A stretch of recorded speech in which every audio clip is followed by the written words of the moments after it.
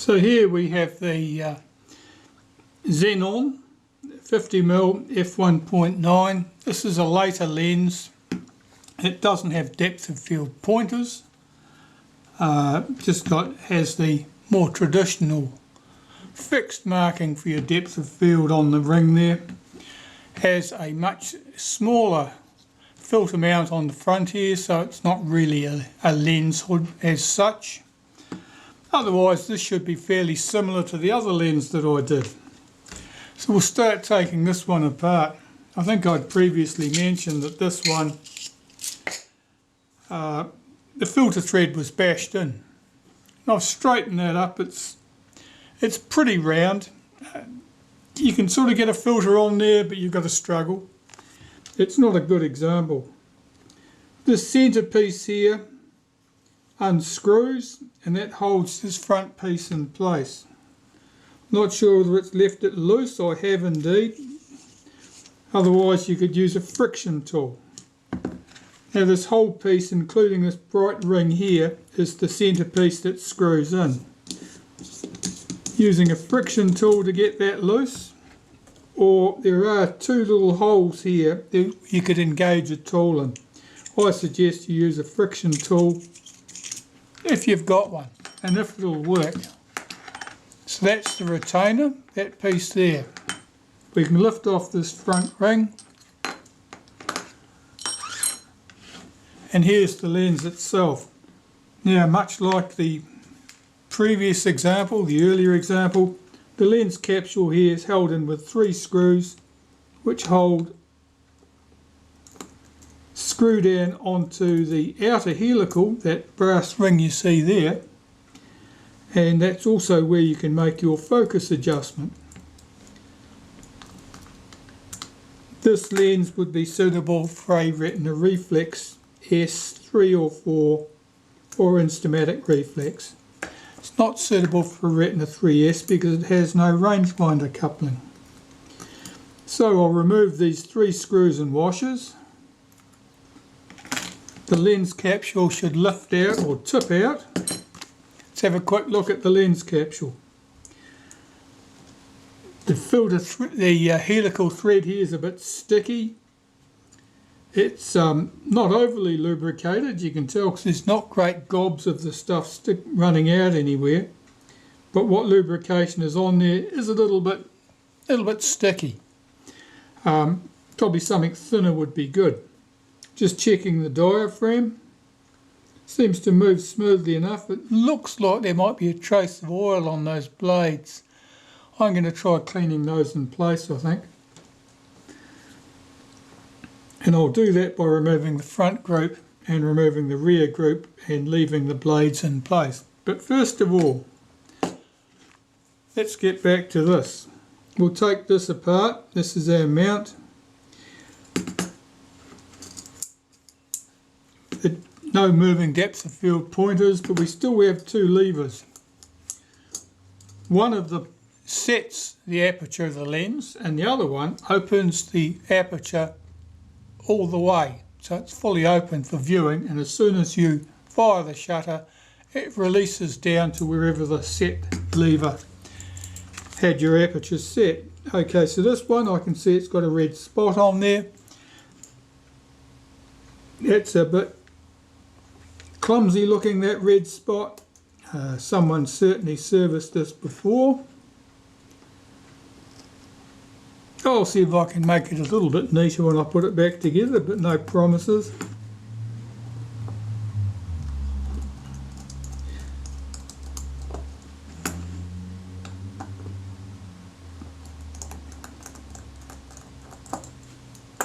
So I'll remove these screws and put all your parts out in a neat line so you know what order everything came off, and you've got some idea what screws belong to what. Okay, so we'll lift this rear piece off. This is our lens mount. Has no components in there. There's no cam for the rangefinder. Put that to one side. Start lifting off these other components. That's one of our setting levers. We can lift that off. Now here we've got a single spring here. Did that just pop off? It did. And that spring sat, oh, where's it sit? There's no cam or anything here, is there? No. So it must have sat there. Now this is very simple. There's no ring round here for that spring to run neatly around. So it runs right up against that edge. There's no depth of field pointer. Let's get this hook back up.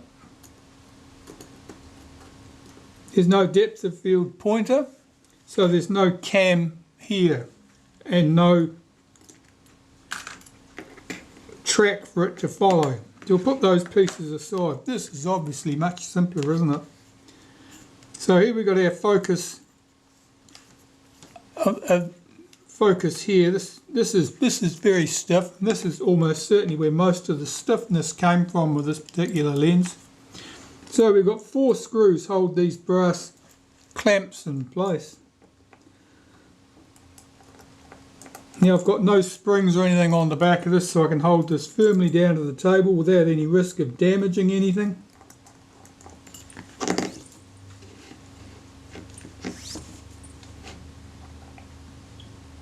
Remove those 4 screws.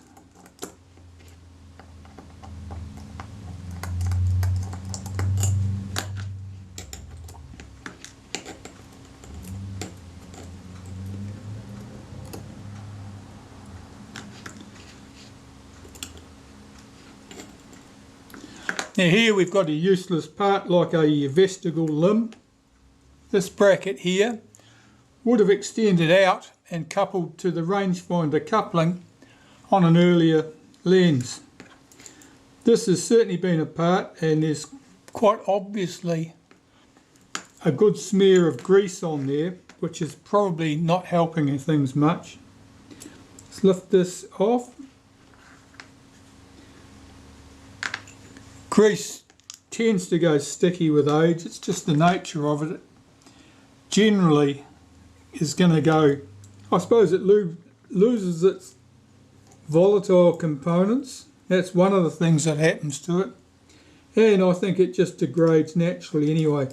Oxidizes or something. Speak to a chemist, they'll be able to tell you.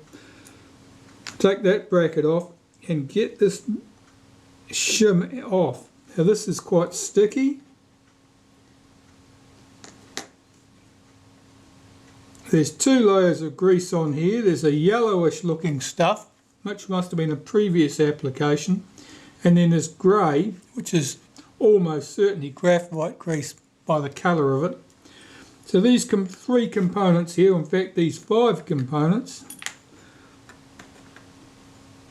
I want to clean up and get all the grease and rubbish off them so they are just clean, dry, and its mate here.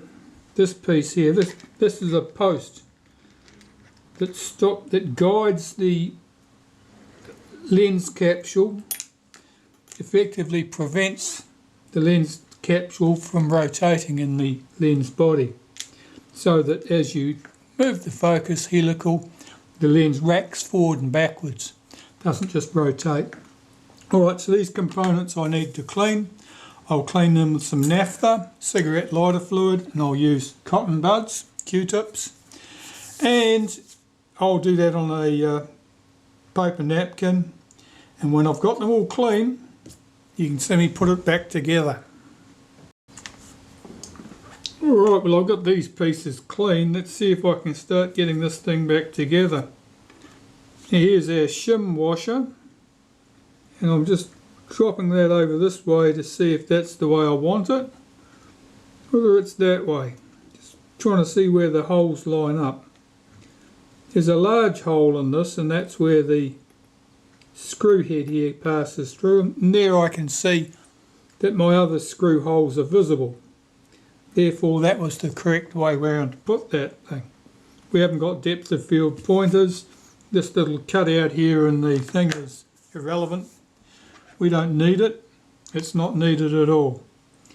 Now, I'm going to try this dry and see how it feels, and then I'm going to pull it apart and lubricate things very lightly with some molybdenum paste, dry moly paste. So you want to make sure that you've got your focus scale. Here's our pointer here. Make sure your focus scale registers somewhere on that scale. If you get it round back to front, you might not get things to work nicely.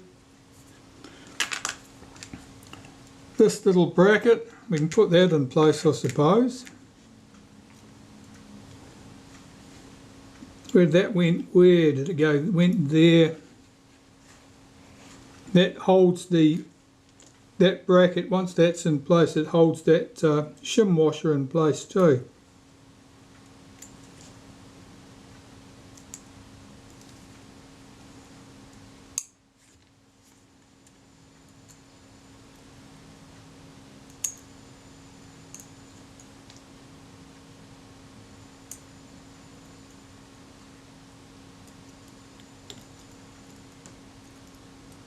Screw heads look a little bit crusty. They've got the remnants of lacquer on there, I think.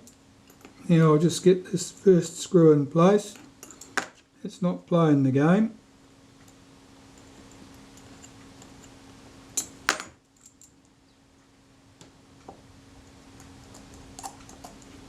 Do that screw up very lightly. Get its mate in position.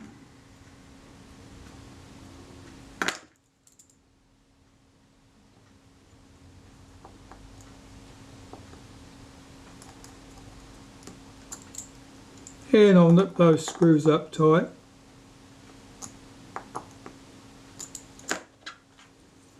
The little clamp down plates, put one here either side. The surfaces on these, the pads either end, are covered in some low friction material. I don't know that it's Teflon, it's something Teflon-like.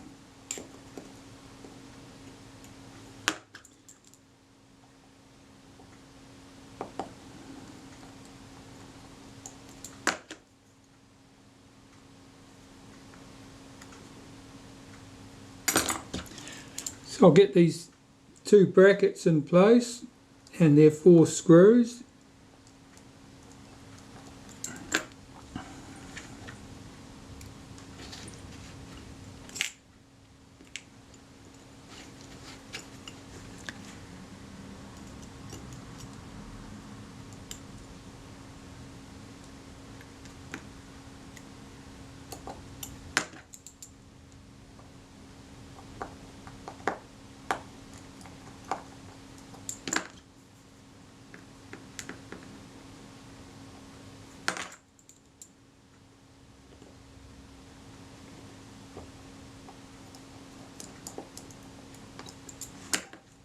I'll just check the action.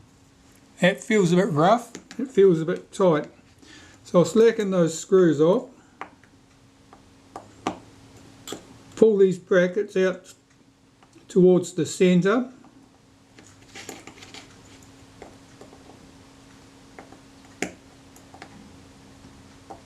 Snug those screws back up, just check the action again.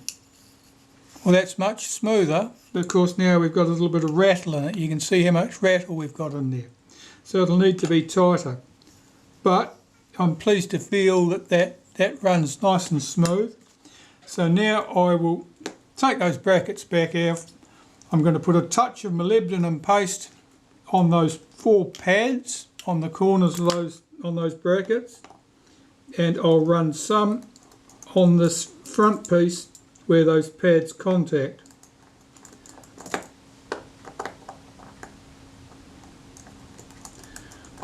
Now the molybdenum paste I use is from a company called Rocol, R-O-C-O-L. It's called dry moly paste. Comes in a tube, costs an arm and a leg, and a tube would last you a very long time. Possibly your grandson would be using it still. Okay, let's find this moly paste. Hardly worth showing you the packaging. The paint's long since worn off this. I've had that probably 30 years. Certainly 25. Okay, so where do I want to put this paste? You can see the bright edge here all the way around. That's where those little pads run. I'm just going to run a little bit on there.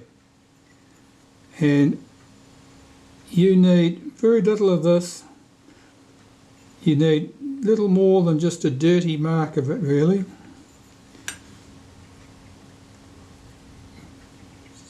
You certainly do not need great gobs of it. That's plenty.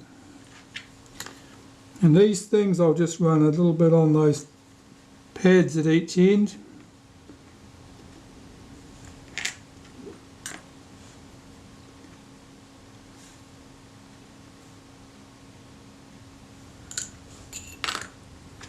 Let's put this back together. Here's my focus pointer. Make sure I get the lens on the right way. Drop the first one in position.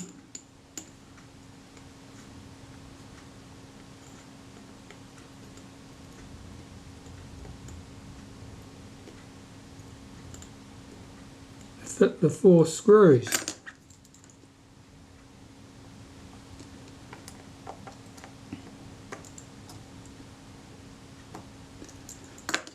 Now this lens was certainly working fairly okay. It could be improved.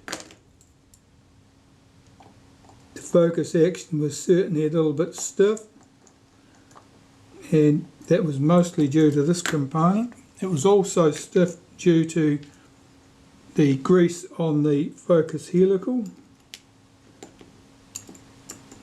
which was quite tacky. And between the two it made the focus stiffer than it should have been.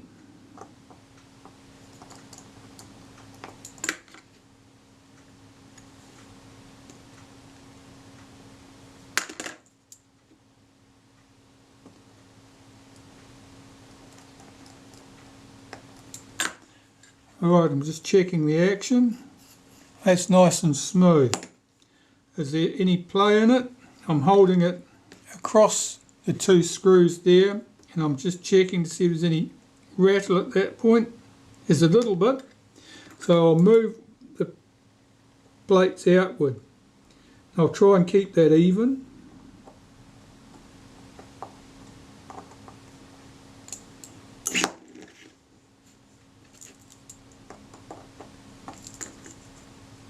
Now that's too stiff now. So I'll loosen that screw off and bring that plate back slightly, retighten it. Still too stiff. It's looking, yeah, it needs to come back a little bit on this side. I'm trying to keep that even from one side to the other. That's good. Is there any rattle? I can feel rattle there. Let's try the other way. Let's try across the other 2 points and see if there's any rattle there. There certainly is. See how they're centered up. I can push this end out slightly, I think. Oh, that screw wasn't actually tight. Now that'll certainly do it. Let me get that screw down tight and check again. Yeah, certainly play there. It's mate. Yep. So it's just a case of getting these brackets pushed outwards to take up the play, take up any slack. If you overdo it, they'll be stiff. Oh, that's good.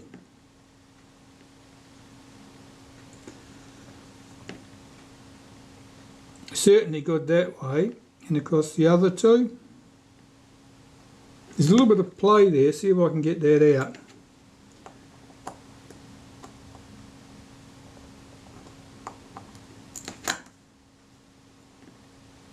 Oh, that's good. That's stiff though, the action's a bit stiff. It's not uniform either.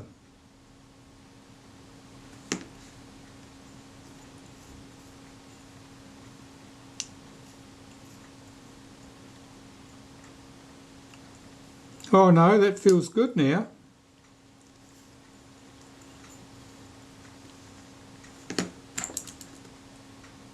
Let's just check that again. Just checking. I can see down in here, as I move this, I can see a little bit of movement there, which tells me that's not over tight. And on the other way, I'm looking here, see how that looks. There's no movement there at all. So if there's any stiffness, it's across these 2 points.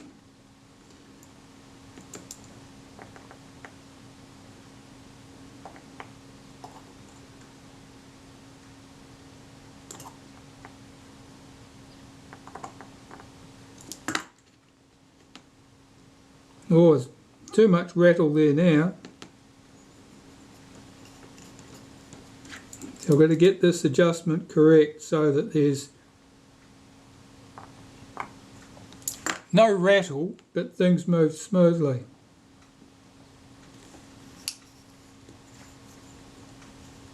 I can tell something's not round. It'll probably be this focus mount here. This focus ring is probably not round. We know the lens has been dropped. There's probably some slight distortion in this, meaning that it's not round, and so that when it comes round to the low spot, it hits against the, it binds up against these things.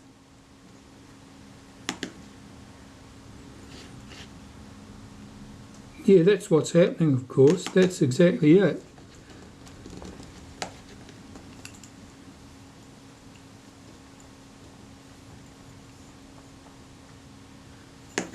I wonder whether I could round it out by giving this a thump in the right place. I think I'm probably looking for trouble doing that. I think it's most likely I'd end up with it being more out of round or out of round the wrong way.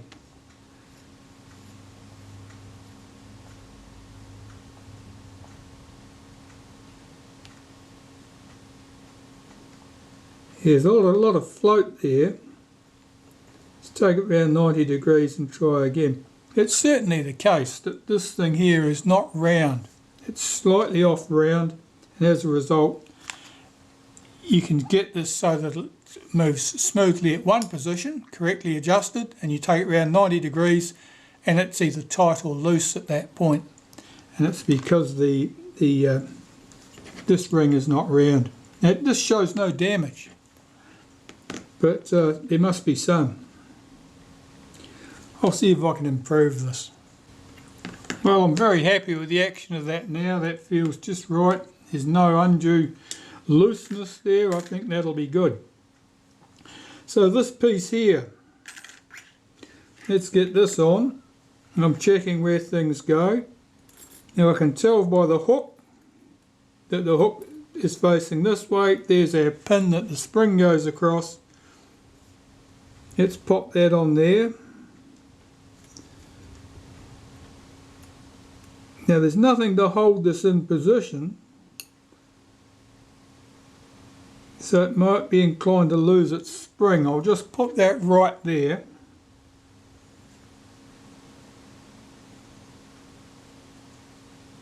This is our other piece, which sits on there like that.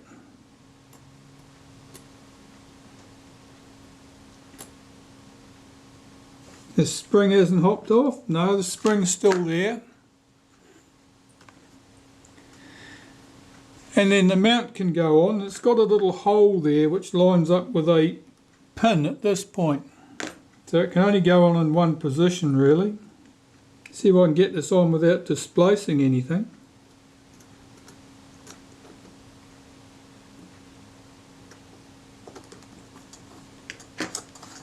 And check that my levers move,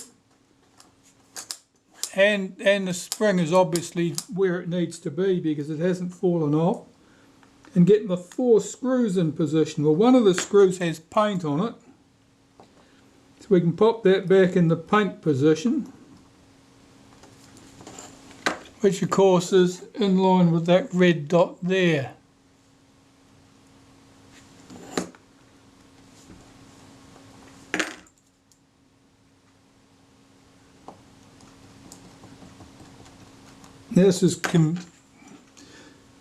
much simpler to deal with than the earlier lenses with their moving depth of field pointers and cam for the rangefinder for the 3S camera, because you've got fewer pieces to worry about, and therefore you've got fewer pieces to struggle to get correctly positioned. Let's get our 4 screws tightened up.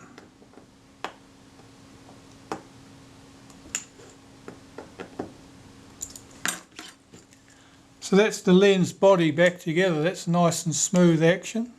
That's all we need from that part. Let's have a look at this. So I want the front and rear group off, and we want to get this helical off too. This just unscrews, of course. We can just take that straight off the front, and that grease has just gone tacky. So I want the front group off and I want the rear group off, and I think a friction tool is the way to go with that. So let's try a friction tool. Yes, that'll do nicely. Let's pop that to one side. The front group, I think the same approach will work. I'll get a bigger friction tool. Well, here's a bigger friction tool. Let's see if we get anywhere with this.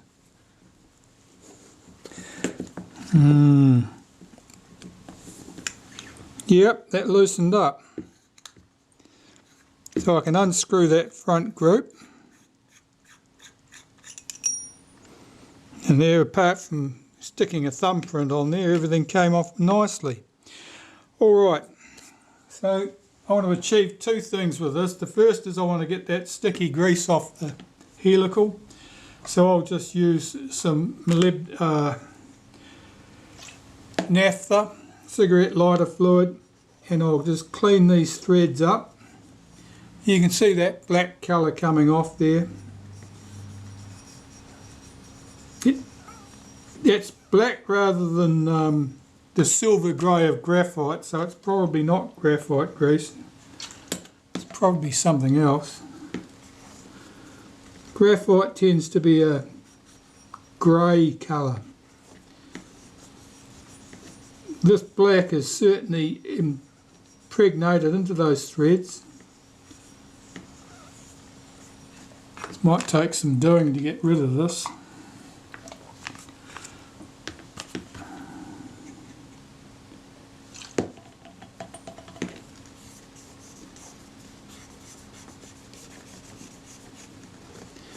The reason you want rid of grease, old grease, is quite apart from the fact that the reason you're shifting it is probably because it's lost its lubricating properties and has gone sticky or dry. The other point is it's usually gathered up dust over time, and that makes it into a grinding paste instead of a lubricant.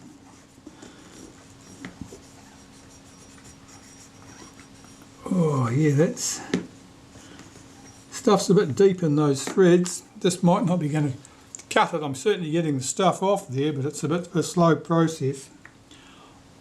I will try a different solvent. I'm going to use CRC Electroclean. That's this stuff. It's a bit more energetic as a solvent, and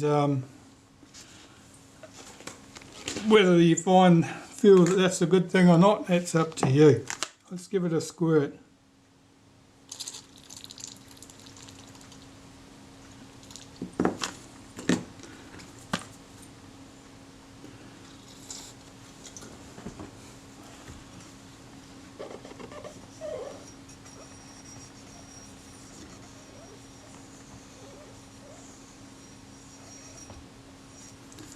Well, that certainly loosened it up.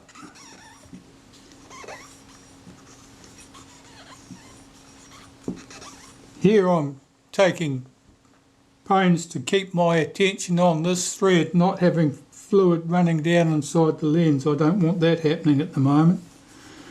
I'll be dealing with that shortly, but first I want this thread cleaned up. Alright, I think that might be as clean as that's going to come. I'll deal with its mating ring here, and we'll see how we get on with that.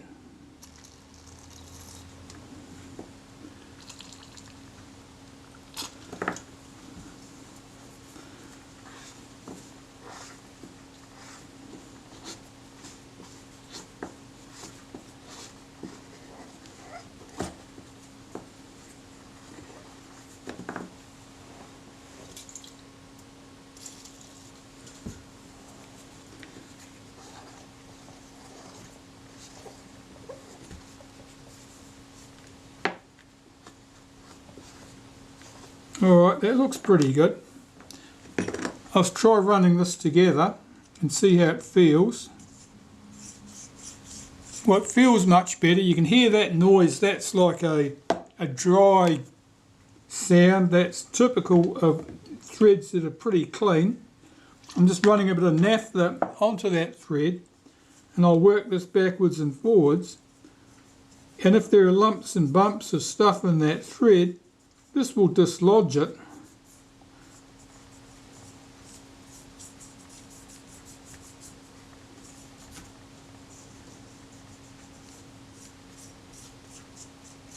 And I'll give those threads a clean out with naphtha one more time.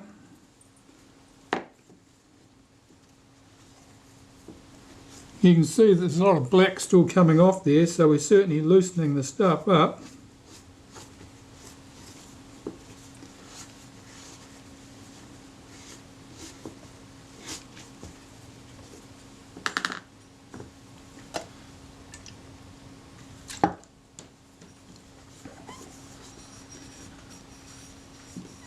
When the threads are clean and dry, they'll have a certain feel.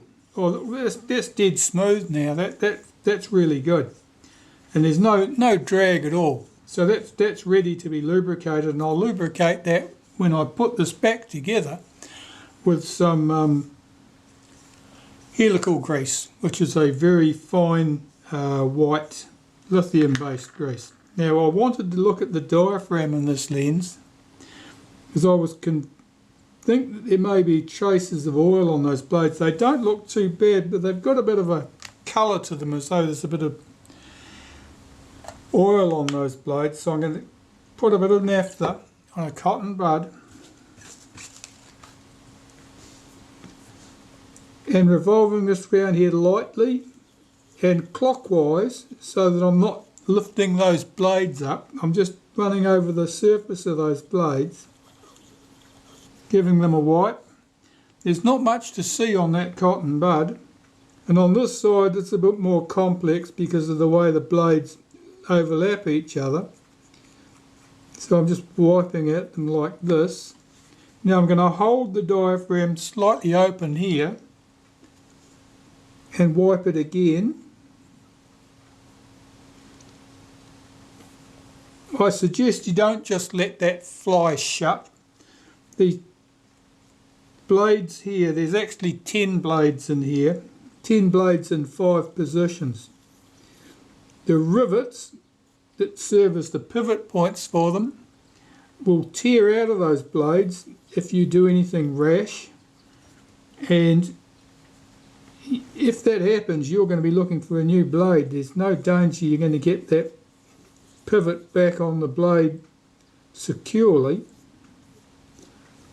So here I'm just holding this open at different apertures and wiping that surface. And I'll do this once or twice. These blades are good. They're not very oily at all. There was just a hint of oil on those blades, and I'd rather it wasn't there.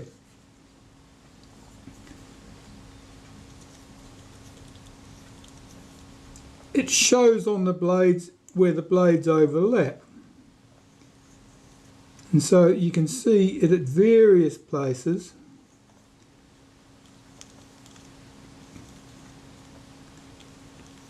If you get these blades quite wet with naphtha, that will stick the blades, just as oil would. These are quite highly polished surfaces. They're quite very thin and flexible, and they will stick together like glue if they've got a liquid in between them. So you don't want your cotton bud, your Q-tip, absolutely sodden with solvent.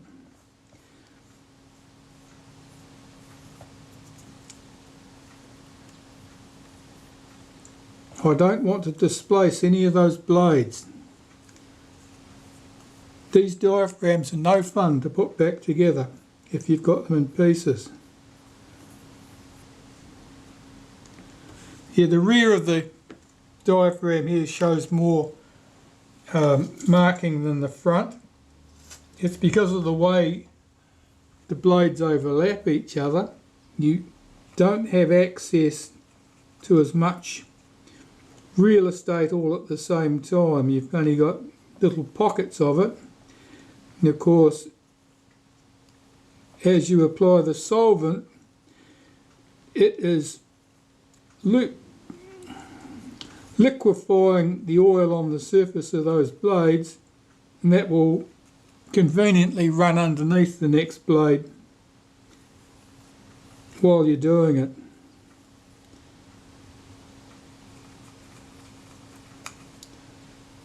So be gentle with this. If you poke and prod at this too much, you will damage a blade. And I speak from bitter experience. Alright, I'm pretty happy with the state of that now. There are marks there where the blades overlap, but they are quite light and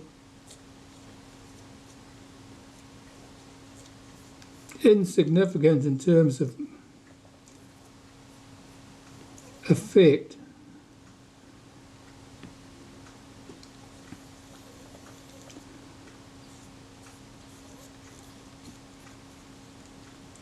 You will also have scuff marks on those blades where they run across each other.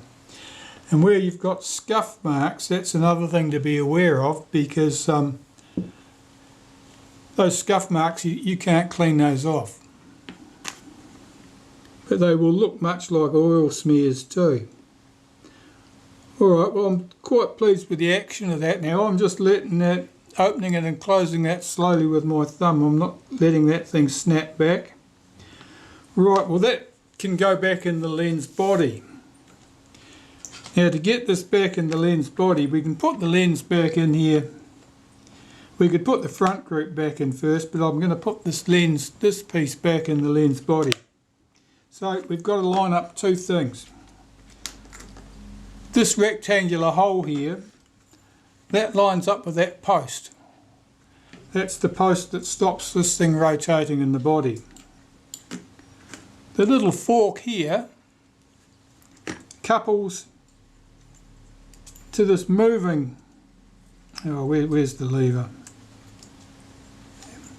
This moving pin here. You see that moving? I'm moving the ring on the outside here, this lever. This piece here couples to the lens and it couples to that aperture. So let's see if we can get this in here. Normally what I do with this is I take my molybdenum paste, I lubricate in that rectangular hole and in that fork. Now this lens, it's much easier to get this back in place if you jam that aperture open with something, and I always use a cotton bud. So I'll just put a cotton bud, open that up, let that close on a cotton bud like that. That keeps my aperture slightly open. It means I can line up these two pieces much easier, because otherwise if that thing's snapped shut, you'll find that you can't. Make sure I've got the right pieces lined up here. I'm trying to get this roughly aligned. It's about there, I think.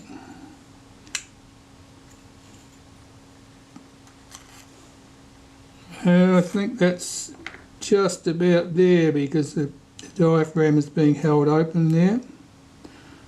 I've got one piece lined up. Oops, it's just slipped off. I didn't have the pin in the rectangular hole. Let's do this again. You often have to do this a few times before you get it right. That is unfortunately life as we know it.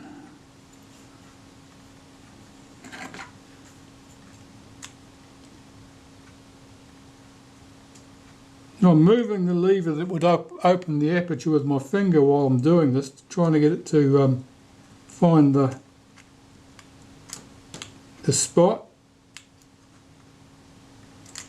I'm missing it.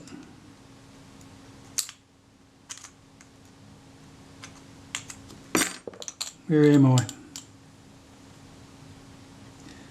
Oh, I'm about the right place.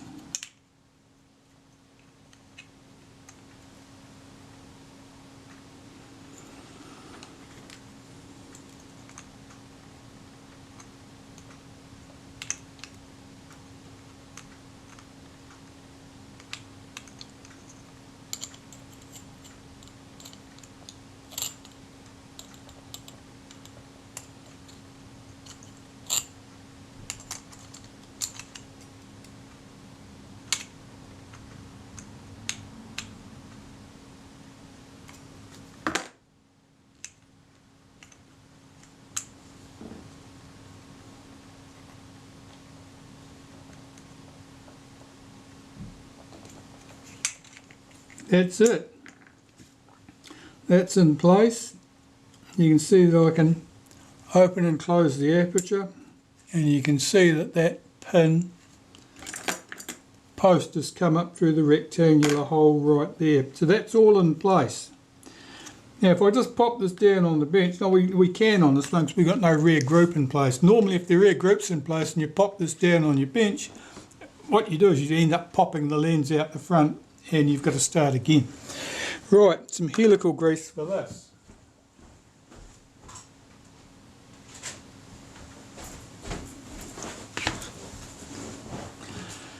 Here we have it, Helimax XP optical instrument and helical grease, this stuff's called, and you do not need a lot of it.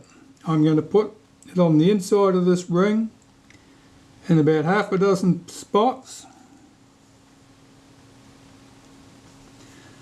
Just a dot of it really,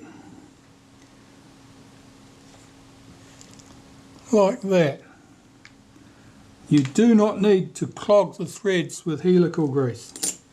We'll drop that in and that should rotate into position. So I just rotated that anti-clockwise. It's now just picked up that lens and brought it slightly forward. I'll make sure I've got my lens set at the infinity position. And I can put my screws and washers back in place that hold this in place. You'll need to put the washer in first and then put the screw in position because the washer drops into a groove on the focus scale ring. You can't just drop the two in together from the front. That won't work.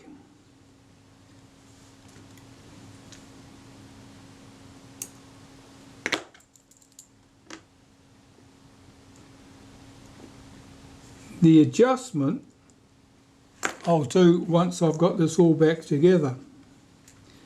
And the adjustment, for the adjustment I'm using my Retina Reflex 4 camera, which I know is set up correctly. And by set up correctly I mean that the lens mount to film plane distance is accurate, and that an image on the screen matches an image at the film plane in terms of sharpness. I'm just checking the action of this mount, making sure it moves smoothly, and it does. That feels good. I'll just snug those screws down very lightly.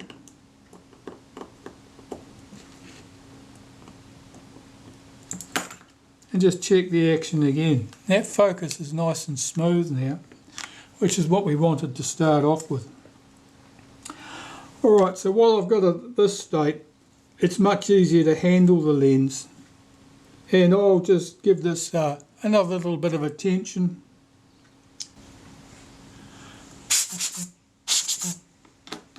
Right, I'll pop the rear group in place and use a friction tool to tighten it down. That's all that's required. At the front, I'll open up the aperture by moving the lever at the back here. Blow it out and make sure there's no dust in there. Take my front group, give that a quick blow to make sure there's no dust on it.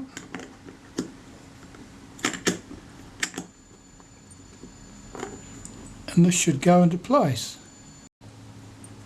Let's see if I can get this lens in place. Looks like it's going to go without an argument. Let's find out. Just use a toothpick to spin that down.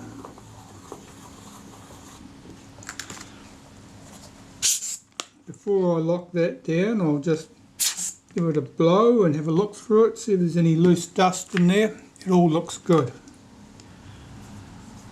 And I'll use a friction tool to snug it into place. So that's all good. Now I need to adjust the focus on this, so I'll get my known good Retina Reflex 4 body, fit it, and then use that.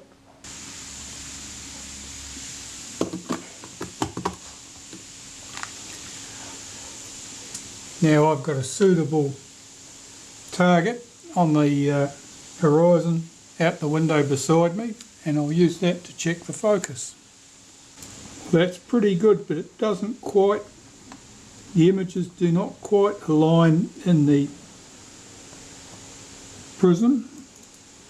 So I'll move this ring round slightly, snug those screws up, and what I'm hoping is that I'll get the images aligned correctly in the finder with the split image prism, and then when that's correct for infinity, I can slacken those 3 screws off, move the ring round hard against its infinity stop, tighten up the screws, and everything should be correct.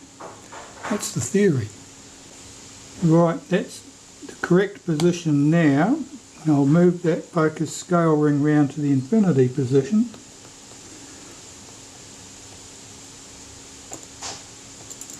I'll just make sure that the brass outer helical doesn't move while I do this. That's it. Tighten my 3 screws and check to see if that did the job.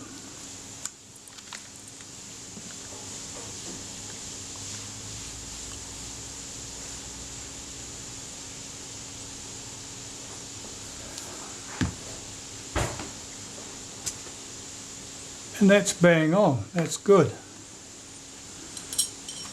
So all that remains to do is to put the front ring on here. It's got a little tab on the back, right there. Locks into a notch on the lens.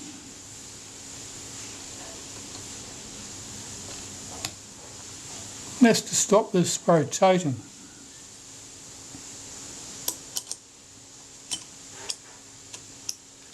Now I've got to spin this down into place.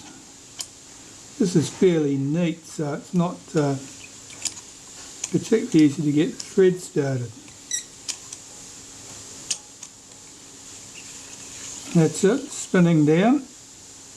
That's snug. Friction tool again.